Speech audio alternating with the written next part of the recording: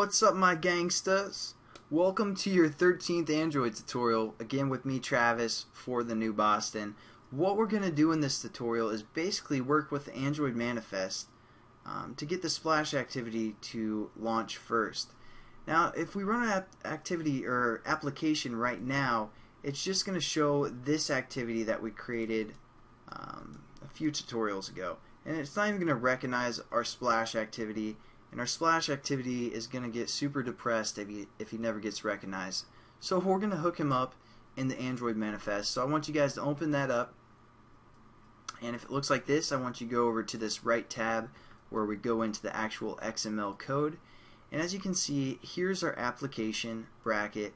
And within our application bracket, we have the activity bracket. And this basically defines our activity and gives it some action names within an intent filter.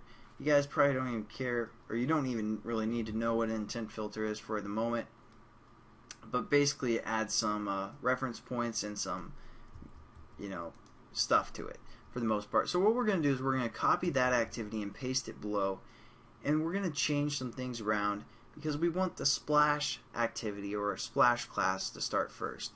So what we're going to do is we're going to change the Android name from starting point to our class name called Splash. And this is case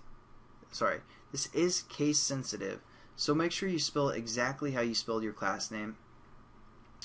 And now this is going to be what launches first because we have this launcher intent for the most part, or within the intent filter under our category name. So that's what it's going to look for when our application starts. It's going to look for this launcher item and then see where that is, what activity that's located in. And it's going to be like, oh, the splash activity, let's start that up. Yeah, that sounds like a great idea. And so that's what's going to happen. But the problem is, right now we have two launcher items, one for starting point and one for splash. So we need to get rid of the launcher on our starting point and just let the starting point chill a little bit. Just relax, wait till he needs, until we need him for the most part. So we're going to say default, from launcher to default. And you guys need to spell that correctly, all uppercase. And that's basically just going to recognize that our activity is there, but it's not going to do anything until we tell it to do anything. So that's what that is. The action name we're also going to change because when we actually want our starting point to start, or starting point activity to start, we're going to call the action name and start it that way. So a good way to keep track of all of your action names is type out your package name. So com.thenewboston.travis and then dot, and then basically your class name in all uppercase. So starting point. Starting to lose my voice, I'm sorry, but that's how we're going to define our action name. And again, we can refer to this action name to start up our starting point class or activity when we want to. So there we go. Now pretty much everything is set up. Hopefully you guys kind of get an understanding of, for the most part, what the action name is.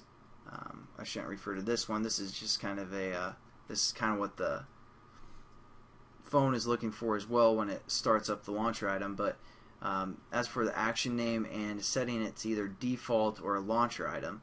So there you go. That's basically the end of this tutorial. Let's check it out and make sure it works. So we're going to run it on the emulator real quick, and hopefully we'll get our splash screen to come up instead of our starting point. It looks like we did. So mission accomplished, and I'll see you guys in the next tutorial. Have a good one.